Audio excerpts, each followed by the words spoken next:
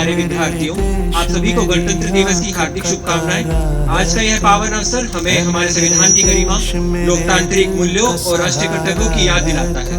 26 जनवरी 1950 को भारत ने अपना संविधान अपनाकर एक संपूर्ण समाजवादी, धर्मनिरपेक्ष और लोकतांत्रिक गणराज्य के रूप में विश्व के समक्ष अपनी पहचान स्थापित की। एक शिक्षक के रूप में हमारा दायित्व है कि हम केवल ज्ञान ही नहीं बल्कि अपने विद्यार्थियों में संविधान के प्रति सम्मान, देशभक्ति और नैतिक मूल्यों का भी विकास करें। आइए इस गणतंत्र दिवस पर हम सब मिलकर एक जिम्मेदार नागरिक बनने का संकल्प लें। जब देश अपना भूगोल पहचान रहे थे, हमने ब्रह्मांड खोज लिया था।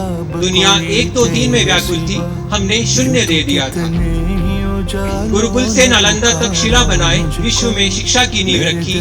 गौतम बुद्ध इसी मिट्टी के बेटे थे जिनसे दुनिया ने शांति सीखी थी। भारत का इंफ्रास्ट्रक्चर कुछ कमजोर है, ये हमारे लिए ताना था। भारत का इंफ्रास्ट्रक्चर कुछ कमजोर है, ये हमारे लिए ताना था। दोस्तों, याद करवा दो सबको, श्री राम ने त्रेता युग में सेतु बना डाला था। इसी सुनहरे भारत की कल्पना मन में लेकर मैं भारत के अति सुंदर राज्य हरियाणा से वैभव आप सभी का हार्दिक अभिनंदन करता हूँ।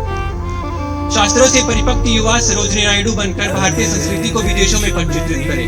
तकनीक जानने वाला युवा अब्दुल कलाम बने।